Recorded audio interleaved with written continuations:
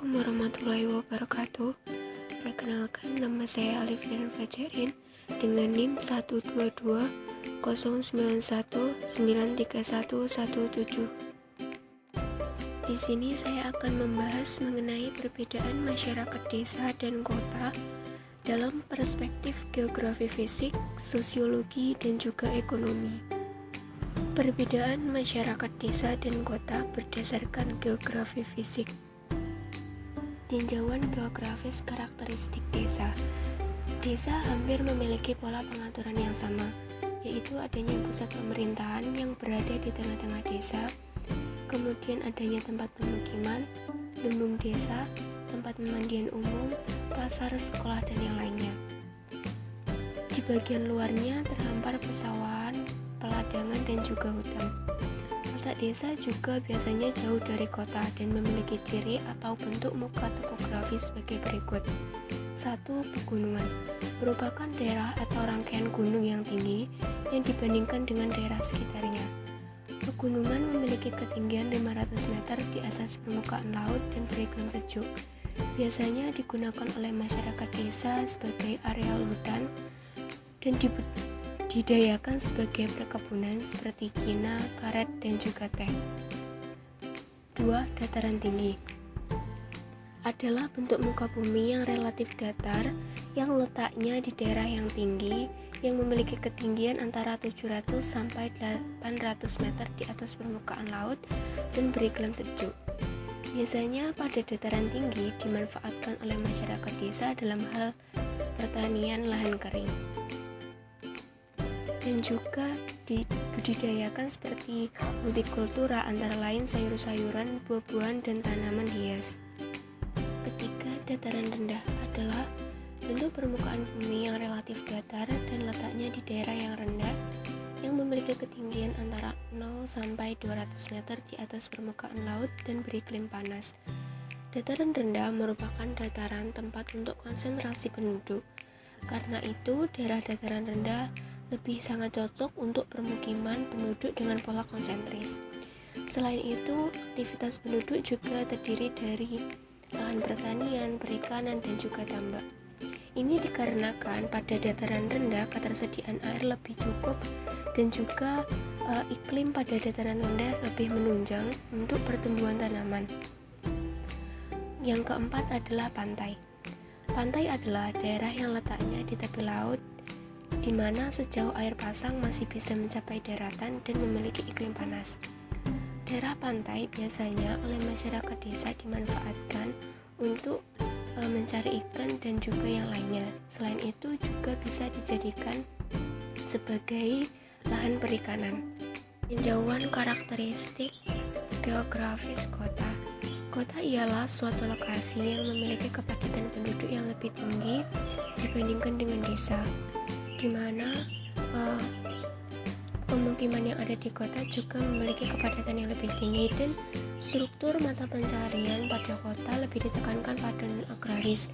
Sistem penggunaan lahannya secara fisik juga lebih beragam dibandingkan dengan desa, seperti contohnya gedung-gedung tinggi. Ciri-ciri fisik kota yang pertama adalah adanya sarana perekonomian seperti tempat-tempat untuk pasar, pertokoan, supermarket, dan mal, di mana kota menjadi pusat perdagangan penduduk dan juga menjadi fokus dari utama masyarakat dalam berkegiatan. Karena itulah di kota terdapat sumber-sumber perekonomian seperti yang disebutkan tadi. Yang kedua adalah tempat-tempat parkir. Daerah-daerah pusat kegiatan di kota dapat hidup karena adanya jalur jalan dan juga alat transportasi sebagai wadah arus penyalur barang dan juga manusia. Oleh karena itu, diperlukan tempat-tempat parkir atau untuk stasiun pemberhentian. Ciri fisik dari geografis kota yang ketiga adalah tempat-tempat rekreasi dan juga olahraga. Ruang untuk rekreasi dan olahraga merupakan tempat penting bagi penduduk kota. Biasanya mereka akan menghabiskan libur akhir pekan mereka dengan memanfaatkan waktu untuk berekreasi dan juga berolahraga bersama dengan keluarga. Yang keempat adalah adanya alun-alun. Semua kota memiliki ruang luas terbuka yang digunakan untuk berbagai kegiatan yang bersifat umum. Salah satunya adalah dengan adanya alun-alun. Yang kelima adalah gedung-gedung pemerintahan. Pusat-pusat pemerintahan biasanya berada pada wilayah perkotaan dikarenakan pada wilayah kota merupakan segala pusat aktivitas penduduk dan secara mobilitas ataupun geografisnya lebih menunjang. Nama saya Iva Alfani Hoiriah, absen 17. Kondisi geografi fisik antara pedesaan dengan perkotaan pastinya berbeda. Nah, berikut ini kita akan membahas mengenai perbedaan geografi fisik antara pedesaan dengan perkotaan. Yang pertama, perbedaan dari segi letak dan kondisi alam. Yang kedua, dari kondisi pemukiman. Yang ketiga, kondisi jalan atau aksesibilitas. Yang keempat, dari pola penggunaan tanah. Dan yang kelima, dari kondisi hidrologi atau ketersediaan air. Yang pertama, perbedaan dari letak dan kondisi alam. Letak dan kondisi alam di pedesaan ini berbeda-beda, mulai dari dataran rendah, pantai, bukit, hingga pegunungan. Kondisi alam di desa sangat mempengaruhi mata pencarian masyarakatnya. Masyarakat di daerah pegunungan banyak yang bekerja sebagai petani atau pekebun. Selain itu, kondisi masyarakat sangat erat dengan alam. Berbeda halnya dengan kondisi masyarakat di perkotaan. Perkotaan memiliki lokasi yang padat dengan bangunan-bangunan, mulai dari pemukiman, fasilitas umum, kantor, industri, perdagangan, dan masih banyak lagi. Tak hanya itu, di perkotaan juga jarang sekali ditemukan lahan pertanian. Yang kedua, perbedaan dari kondisi pemukiman. Kondisi pemukiman di pedesaan tidak padat. Hal tersebut dikarenakan jumlah penduduk yang sedikit tidak sebanding dengan luas lahan, sehingga pemukiman hanya terlihat menempati sebagian kecil dari seluruh wilayah desa. Sementara itu, pemukiman penduduk di perkotaan terlihat sangat padat. Hal itu dipengaruhi oleh pertumbuhan penduduk yang signifikan dari waktu ke waktu. Tak hanya itu, urbanisasi juga mengakibatkan pemukiman di perkotaan semakin padat. 3. Perbedaan dari kondisi jalan atau aksesibilitas. Yang pertama, kondisi jalan di perkotaan. Kondisi jalan di perkotaan terlihat sangat bagus, lengkap dengan rambu lalu lintas, jalur sepeda, trotoar, hingga taman-taman yang ada di tepian jalan. Sementara itu, kondisi jalan di pedesaan banyak yang berlubang, rusak, bahkan belum diaspal, dan hal itu menyebabkan beberapa desa sulit dijangkau dengan transportasi beroda 4. 4. Perbedaan dari pola penggunaan tanah. Pola penggunaan tanah di pedesaan sebagian besar digunakan untuk kegiatan pertanian, bila mana kondisi tanah di pedesaan tersebut subur. Sedangkan pola penggunaan di kota digunakan untuk kegiatan industri, perkantoran, dan pemukiman. 5. Perbedaan dari segi hidrologi atau ketersediaan air. Ketersediaan air di pedesaan berasal dari air tanah, air hujan, maupun air sungai. Air tanah di pedesaan diambil dari sumur-sumur dengan kedalaman yang rendah, sedangkan untuk keperluan dalam jumlah besar seperti pertanian dapat menggunakan air sungai. Sementara itu, penggunaan air di perkotaan berasal dari air tanah, sedangkan air sungai sudah tidak layak untuk digunakan karena telah tercemar oleh limbah dan sampah dari masyarakat maupun industri. Assalamualaikum warahmatullahi wabarakatuh. Nama saya Ahmad Novi, NIM 12209193114. Langsung saja pada pembahasan materi, yaitu perbedaan masyarakat desa dan kota dalam perspektif sosiologis. Yang pertama ada masyarakat desa. Masyarakat desa ini memiliki kehidupan berkelompok atas dasar kekeluargaan dan dalam mempertahankan hidupnya, masyarakat desa yaitu mengandalkan hasil dari pertaniannya. Selain itu, masyarakat desa cenderung lebih mementingkan urusan sosial ataupun urusan kelompok dibandingkan dengan urusan pribadinya masing-masing. Perbedaan masyarakat desa dan kota dapat dilihat dari karakteristik tersendiri yang dimiliki oleh masyarakat desa. Karakteristik masyarakat desa yaitu yang pertama, pola hidup. Masyarakat desa ini memiliki hubungan erat dengan alam. Mata pencariannya bergantungan dengan alam, hidup yang sederhana, rukun dan bergotong royong. Yang kedua, masyarakat desa religius, animisme atau dinamisme, yaitu masyarakat desa masih relatif sederhana dan sangat patuh terhadap agama serta kepercayaan yang diajarkan oleh nenek moyangnya yang terdahulu. Yang ketiga, mata pencarian. Sebagian besar masyarakat desa memiliki mata pencarian bertani, termasuk perkebunan, peternakan, dan perikanan, baik bertani dengan bercocok tanam di ladang maupun di sawah. Selain itu, bakulan atau dagang kecil-kecilan, industri kecil, dan bagi desa pinggiran kota bekerja di pabrik-pabrik. Selain itu, mereka memberanikan diri untuk merantau keluar kota-kota besar untuk mencari pekerjaan lainnya. Hal itu didorong dengan adanya keinginan untuk mengubah nasib dan meningkatkan status sosial maupun status ekonomi mereka. Yaitu selanjutnya, pendidikan. Masyarakat pedesaan sangat cepat laju dalam bidang pendidikan dibandingkan dengan masyarakat kota, dengan presentasi tidak jauh selisihnya. Hal ini ditandai dengan adanya warga desa yang membanjiri lembaga-lembaga pendidikan seperti SD hingga sekolah lanjutan pertama.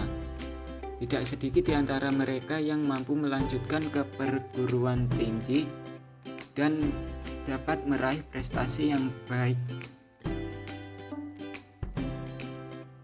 Di antara mereka yaitu anak yang terlahir dari keluarga yang kurang mampu.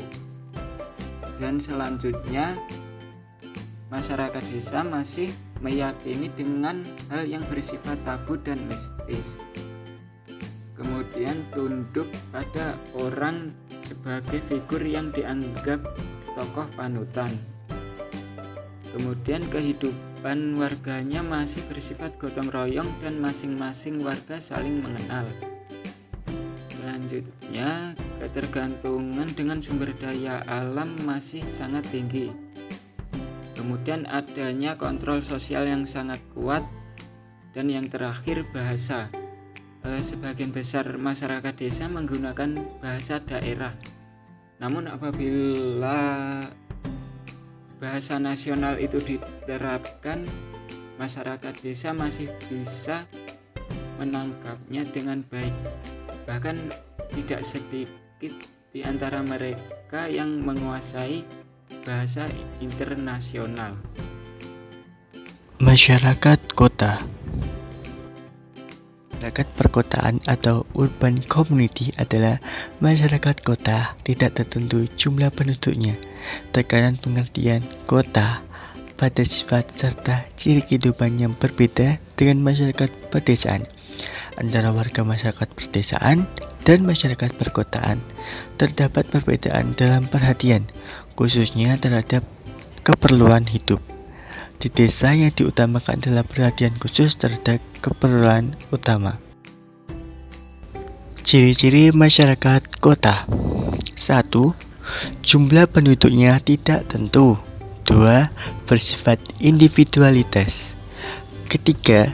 Pekerjaan lebih bervariasi, lebih tegas batasannya dan lebih sulit mencari pekerjaan. 4. Perubahan sosial terjadi secara tepat. 5. Menimbulkan konflik antara golongan muda dengan golongan orang tua. 6. Interaksi lebih disebabkan faktor kepentingan daripada faktor pribadi. 7. Perhatian lebih pada penggunaan kebutuhan hidup yang dikaitkan dengan masalah prestise. 8. Kehidupan keagamaan lebih longgar. Selanjutnya yaitu nomor 9. Banyak migran yang berasal dari daerah dan berakibat negatif di kota yang itu pengangguran. Terakhir 10. Naiknya kriminalitas, persoalan rumah, dan lain-lain. Assalamualaikum warahmatullahi wabarakatuh. Perkenalkan, nama saya Ana Difatur Rahma dari kelas Tetris IPS 4B dengan nomor NIM 12209193023. Di sini saya akan menjelaskan materi tentang perbedaan masyarakat desa dan kota dalam perspektif ekonomi. Yang pertama yaitu ciri-ciri kehidupan ekonomi. Pada masyarakat kota memiliki ciri-ciri kehidupan ekonomi sebagai berikut. 1. Profesi yang banyak ditekuni adalah sebagai pegawai, baik pegawai kantor atau pegawai pabrik. 2. Profesi wirausahawan juga cukup meningkat dengan dasar bisnis yang memanfaatkan bidang teknologi. Ketiga, profesi pekerja jasa biasanya meliputi sopir, montir, jasa ojek, dan masih banyak lagi yang lainnya. Lalu ada profesi jasa lainnya seperti dokter, polisi, guru, bagi orang-orang yang memiliki gelar di bidang tersebut. Keempat yaitu adanya standar penghasilan yang ditetapkan oleh pemerintahan melalui UMR atau upah minimum regional. Yang kelima, adanya organisasi berupa koperasi. Selanjutnya yaitu ciri-ciri kehidupan ekonomi pada masyarakat desa. 1. Bidang pertanian menjadi yang banyak dikerjakan. 2. Peran pengusaha dijadikan sebagai pengrajin, di mana ia menghasilkan produk kerajinan. 3. Tidak adanya ketentuan standar penghasilan karena sifatnya yang tidak menetap dan tidak terikat. 4. Adanya organisasi seperti paguyuban. Selanjutnya yaitu poin B, perbedaan kehidupan ekonomi masyarakat desa dan kota. Yang pertama yaitu dominasi masyarakat homogen dan heterogen. Masyarakat desa cenderung sebagai masyarakat homogen, di mana setiap mata pencarian masyarakat desa memiliki kesamaan antara satu dengan yang lainnya, seperti bertani dan berternak. Sementara itu, masyarakat kota cenderung ke arah masyarakat heterogen, di mana pekerjaan yang ditekuni oleh masyarakat kota cukup beragam, mulai dari karyawan perkantoran, wirausaha, dan masih banyak lagi yang lainnya. Oleh karena itu, kebutuhan akan kesempatan bekerja cenderung lebih unggul di kota daripada di desa. Yang dua yaitu keinginan untuk berpindah tempat. Maksudnya di sini yaitu masyarakat di desa cenderung memiliki keinginan untuk merantau ke kota atau tempat yang bisa memberikan mereka kehidupan lebih baik. Hal ini tentu kehidupan ekonomi yang baik seperti pekerjaan, tempat tinggal, dan lain sebagainya. Orang-orang desa yang sudah berhasil dan sukses di kota biasanya enggan untuk balik ke desanya karena sudah menikmati kehidupan yang jauh lebih baik dibanding desa. Sedangkan masyarakat kota biasanya menjadikan desa sebagai alternatif untuk menenangkan diri. Setelah suntuk dengan hiruk-pikuk kota, maka mereka menjadikan desa sebagai destinasi untuk menikmati hidup dengan tenang sementara. Selain itu, beberapa usia yang tidak produktif atau sudah pensiun biasanya ingin menghabiskan masa tuanya di pedesaan. Poin ketiga yaitu kesadaran akan kualitas pendidikan yang rendah. Kehidupan ekonomi suatu masyarakat juga dipengaruhi oleh tingkat pendidikan yang didapat. Semakin tinggi kualitas pendidikan seseorang, maka pengetahuan yang dimiliki juga akan semakin tinggi. Hal ini akan mempengaruhi kemudahan dalam mendapatkan pekerjaan untuk meningkatkan kehidupan ekonomi seseorang. Kualitas pendidikan pada masyarakat desa cenderung lebih rendah jika dibandingkan masyarakat kota. Hal ini lebih kepada kemudahan dalam mendapatkan sarana dan prasarana. Masyarakat kota biasanya lebih diunggulkan untuk mendapatkan informasi sehingga mereka akan lebih dulu menerapkan dalam kehidupan ekonomi. Oleh karena itu, perbedaan kehidupan ekonomi juga dapat dilihat dari kualitas pendidikan yang didapat oleh masyarakat kota dan masyarakat desa. Yang poin keempat yaitu kebiasaan dalam mengikuti arus. Maksudnya di sini yaitu Kehidupan ekonomi masyarakat desa dan kota juga dapat dibedakan dari kecenderungan untuk mengikuti arus. Misalnya saja pada masyarakat desa yang mengerjakan pekerjaan secara turun-temurun diberikan dari generasi sebelumnya dan sudah ada sejak lama. Dari pekerjaan yang dilakukan oleh orang tua akan diwariskan ke anak-anak mereka. Sementara untuk masyarakat kota, mereka bebas untuk memilih pekerjaan yang sesuai dengan minat dan keahlian masing-masing. Hal ini karena banyaknya kesempatan kerja yang ada di kota, sehingga kesempatan untuk melawan arus atau tidak mengikuti pekerjaan orang tua yang dirasa bukan menjadi minat mereka dapat dialihkan ke jenis pekerjaan yang lainnya. Yang selanjutnya yaitu poin kelima, poin terakhir, fokus pada satu bidang pekerjaan. Maksudnya di sini yaitu bagi masyarakat desa, pekerjaan utama mereka adalah bertani. Mereka memanfaatkan sumber daya alam yang ada di daerahnya. Sementara untuk mencari pekerjaan sampingan yang biasa dilakukan sambil menunggu hasil panen biasanya dilakukan di luar bidang pertanian. Akan tetapi, sifat dari pekerjaan tersebut hanya dianggap sebagai sampingan karena pekerjaan utama adalah bertani. Mereka akan kembali ke pekerjaan utama saat musim tanam sudah kembali dan melakukan pekerjaan tersebut. Lain halnya dengan masyarakat kota yang bisa memilih berbagai jenis pekerjaan sesuai dengan minat dan keahlian. Ketika masyarakat kota memilih pekerjaan utama, maka mereka akan terus bekerja di posisi tersebut. Dan memutuskan untuk pindah ke tempat lain karena keinginan dan pertimbangan yang menguntungkan pastinya. Biasanya karena tawaran gaji dan jenjang karir yang lebih menjanjikan dibanding tempat sebelumnya. Kehidupan ekonomi antara masyarakat desa dan kota memang dipengaruhi oleh jenis pekerjaan yang dilakukan. Hal ini dilakukan agar mereka dapat memiliki taraf hidup yang lebih baik dari sebelumnya.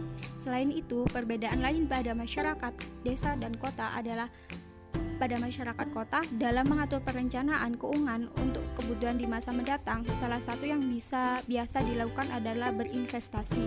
Jika pada masyarakat desa rata-rata berinvestasi dengan menabung, maka masyarakat di kota biasanya lebih suka menggunakan instrumen investasi seperti saham dan lain sebagainya yang bisa menguntungkan mereka.